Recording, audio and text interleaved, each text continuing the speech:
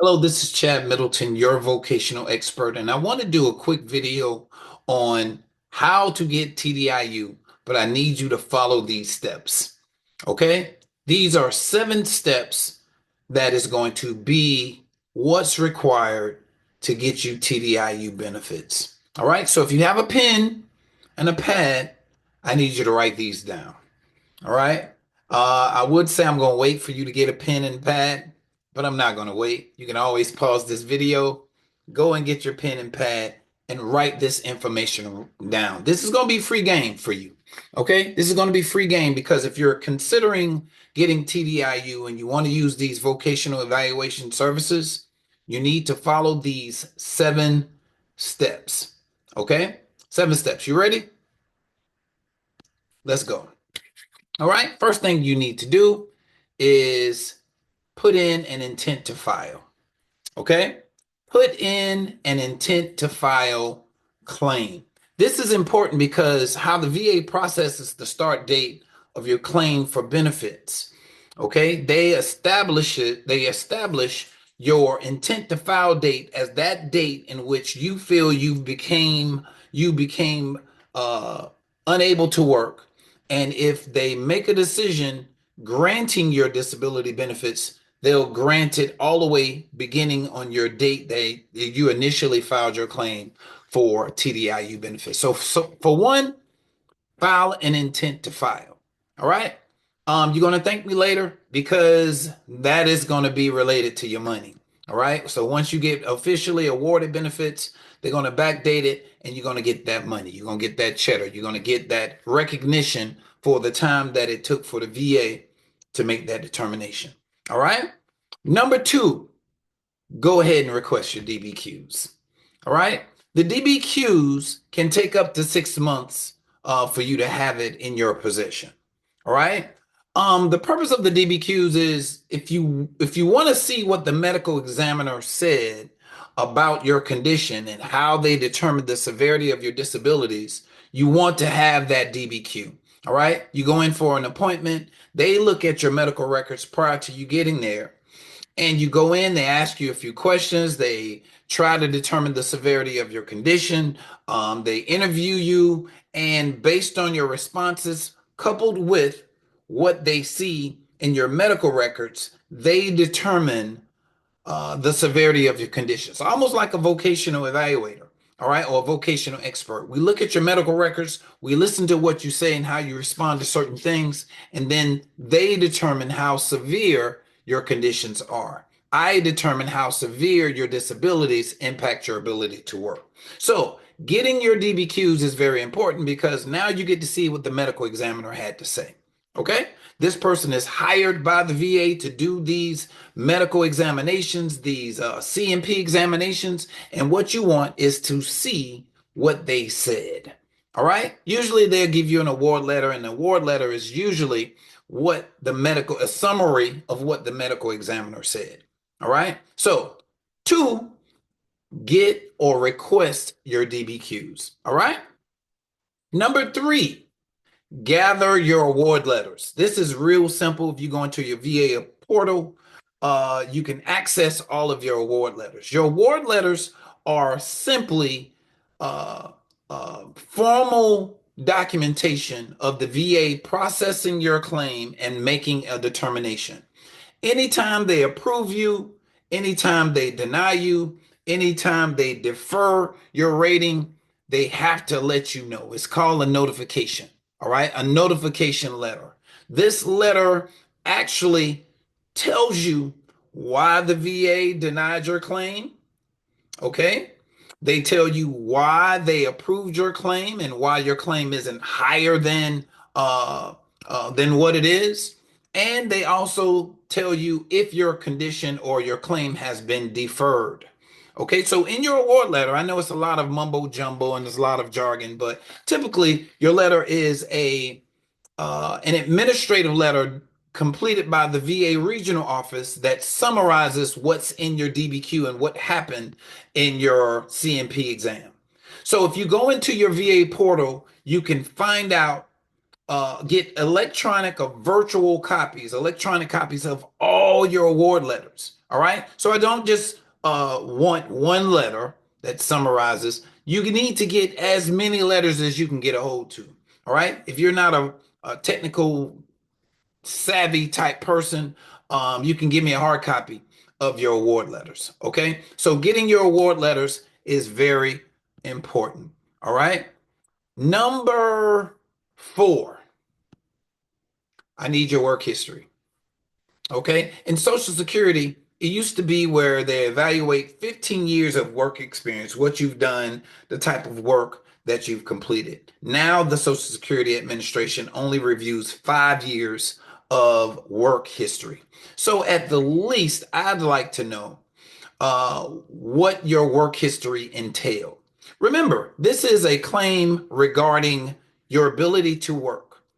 And what you've done in the past is very important because we need to talk about your ability to work or continue working or even returning to your former job. So, as a vocational expert working with Social Security, we always want to consider what you've done in the past and if you can return to past work. If you cannot return to past work, we need to decide on whether or not there's other work that you can perform. Remember, this is a work-related claim, so you can't get around work. If you're currently unemployed, that's fine, but within the past 15 years or so, you need to give us an idea or understanding what type of work you have performed. Okay? So also, the description of your work tells me what were your job duties. Okay, what was your job duties? And eventually, when we start talking, we want to talk about how those job duties were impacted by your service connected condition. All right. So, number 4, I would need some type of resume, some type of work history in order to assess what you've done in the past. All right. Number 5. Hope you're writing this down. I'm not going too fast. I need your medical records. All right?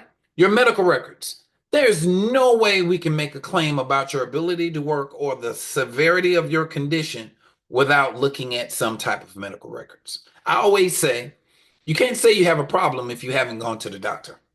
All right? You go to the doctor, they ask you what's wrong, and they document what are your problems? What are your limitations? What are your issues? What are your conditions and how severe they are? All right. Every time you go to the doctor, there is a note. All right. You go to a mental health counselor, they write down notes. All right. You go to the emergency room, they have notes. All right. So we need to have your medical records in order to do a thorough assessment of your current condition. Okay. Your blue button report is something that you can get access to. I like to typically look at about 2 years of records. All right. So if you go into your blue button report, you want to filter how much records you want to send me about two years worth of records. Don't worry about trying to filter through what's service connected and what's not. I look at the records as they are. All right. So if you got mental health condition, if you got an orthopedic condition, you got medication management, you got all different types of records in there. I'm looking specifically for how you've been treated and whether or not we can substantiate you having a disability through your medical records. You don't have any records, you don't have any problems, you don't have a claim. Hopefully that makes sense. Blue button report, any private doctor's notes, any emergency room records, any inpatient records, any opinions about your health, uh, and such would be considered medical records. Also, if you have buddy statements or if you have something called a statement in support of claim that you have your spouse or your coworkers or somebody write that can also be used to substantiate problems that you're having. Okay, not by themselves. Those statements by themselves won't be enough to grant you benefits. But if you have statements from your spouse, coworkers, friends, former employees, that helps solidify your claim. Not necessarily, I don't necessarily have to have an abundance of that, but if you have that, that helps your claim as well. All right. So number 5 would be your medical records. Without medical records, your conditions cannot be assessed. Number 6, employment documentation. All right. I already asked for your resume, and it tells me what your jobs was, your duties were. But now I'm looking for employment documentation. If you were terminated from your job, uh, if you were written up on the job, if you have leave statements that show that you have taken an excessive amount of time off of work, if you've been out on short-term disability, a long-term disability, you retired because of your disabilities, or you have an official resignation letter because of your service-connected disabilities. That is evidence. Okay, that is good evidence to support you having continued issues with your service-connected disabilities. Now, if there's anything in your records or in your claims or your medical records that's not service-connected, it cannot be used in a vocational evaluation report. The VA will throw your report, my report, and the money you paid for the report in the garbage if I'm mentioning a whole lot of stuff about your non-service connected conditions. Okay, you stop working because you have seizures. Seizures is not service connected, but you want to include that into your records. You're going to get your case denied. Okay, you're going to get your case denied because you stopped working because of seizures. You didn't stop working because of service connected conditions. So just remember, as you're providing me this information, I'm needing information about your service connected conditions.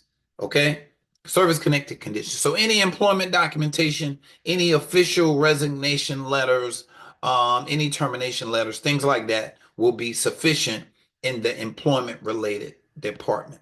All right. Because remember, we're trying to substantiate your claim of saying that you cannot work for whatever reason. In the absence of this information, it lessens your strength, the strength of your case. If you have this information, it is very helpful. All right. Not saying that everyone have to have all of these things, but certainly if you have all of this information, it makes doing your evaluation a whole lot simpler. Okay. All right. And number 7, last but not least, if you have all of this information, you need to call our office and set up an initial consultation. All right. You need to prepare to talk to me. During your consultation, we're going to talk about your limitations and how they personally affect you. All right. You got problems cooking because you got to stand up all day. You don't cut the grass like you used to because you got a bad back. You don't go out, talk to people. You have no friends, no support system. You stay in the house. You can't get up early in the morning because of your mental health, your depression. You're easily irritated. You're getting fights all the time. You on your third husband or wife because of your mental health. This is information that I will use in my initial consultation that can be helpful to set the groundwork on the problems that you're having with your service connected disabilities. Okay. Um, we find out why you feel like you can't work. All of that information is shared during your initial consultation. And if during the initial consultation you don't meet my requirements to do a report, I'll let you know why. I have so many veterans that come up to me and say, yeah, I'm working. I won't retire until March 2025.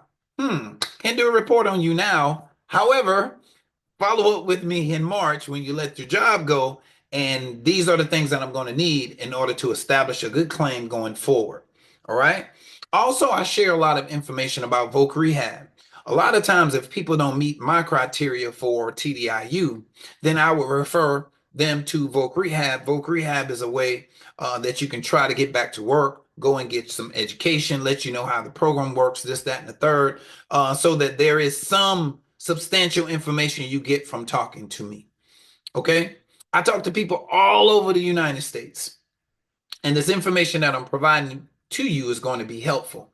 But during your assessment, you get to sit down with me to talk about your claim, evidence that you have, jobs that you perform, education that you have obtained, circumstances that you want to enlighten me on. All of that information is pertinent and very essential in establishing your framework for building a case for TDIU.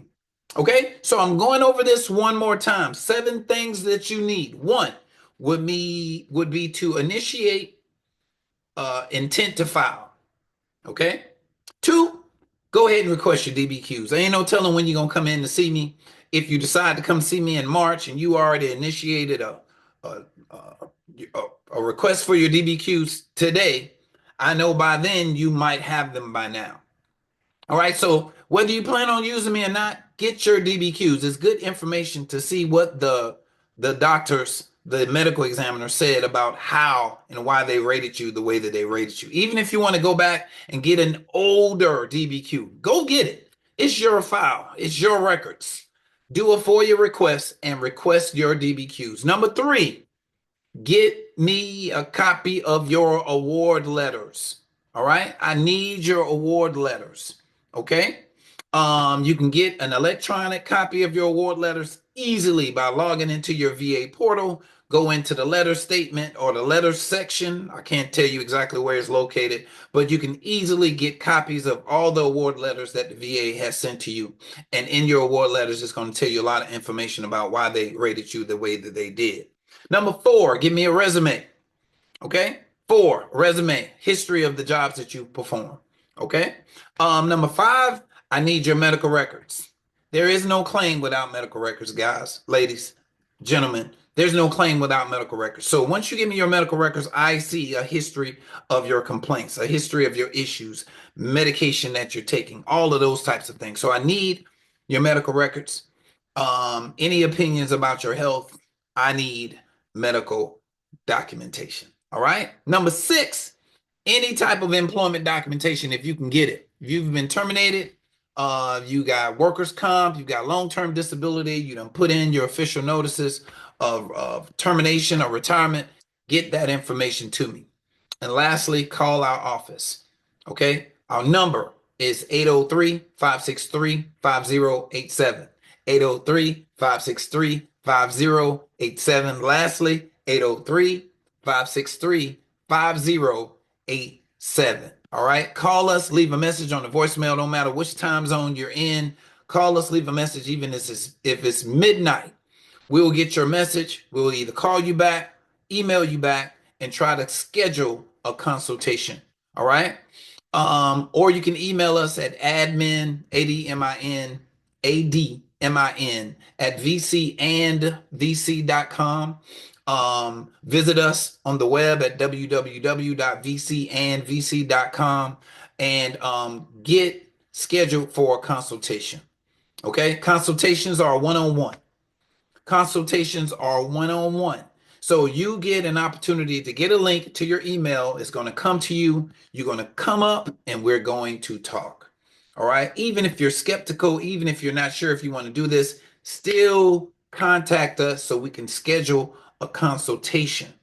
Okay. I'm not a salesperson, y'all. I'm not a salesperson. I'm not selling anything. This is a service that I think you can benefit from. All right. So I'm not trying to sell you anything, but I'm hoping that if you have the evidence to support a TDIU claim, file it. And what I provide is the icing on the cake, the big joker in spades. And it's difficult for the VA to counter what a vocational expert says because we're the employment specialists. Now, I'm not a medical doctor, no. But I am an employment expert utilized by Social Security, utilized by workers' comp, and also can be utilized in your veterans TDIU claim. Remember, it's an employment-based determination. Okay? I am a nationally certified and licensed vocational expert.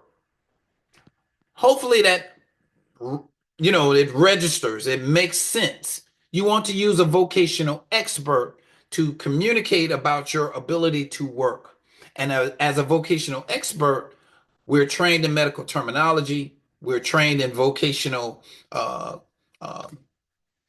practices, duties on jobs, medical situations that affect your ability to do certain things.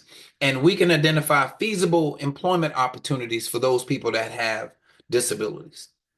Okay, so that it is. There it is. All right, that's it. 7 things that you're going to need. Call us. Most importantly, call us and set up an initial consultation. 2025 is right around the corner. The VA is changing. Guys, let me tell you something about how the VA is changing. They're adding so many caveats to minimize and diminish how you can get TDIU.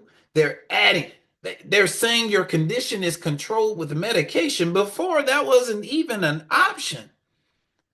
Okay? Intermittent problems, that wasn't even an option, but now they're adding you have intermittent options, or your conditions and your behaviors are controlled with medication and you're performing satisfactorily now. That's another reason for them to deny you. Okay, another loophole that you have to jump through in order to get these benefits.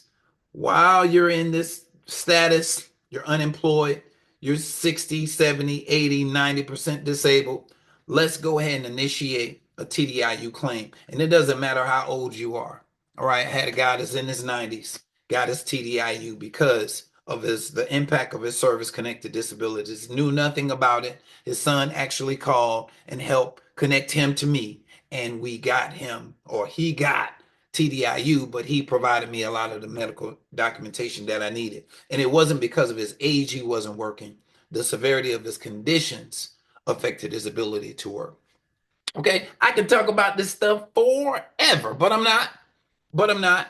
I am going to wrap this up, and I encourage you to get in contact with our office, email us, visit us online, or call us 803-563-5087, and we'll be in contact with you real soon. I am looking forward to talking with you. I'm looking forward to participating in a vocational evaluation, vocational exploration, initial consultation. I'm ready to start working for you, but you got to work for yourself initially. Start off by giving us these things and giving our office a call. All right. Even if you don't have these things, go ahead and set up your call and then work on these things in the process so that we can be working with you together. God bless you. Chad Middleton, you're a vocational expert, and I'm here to help you get your TDIU benefits. God bless you.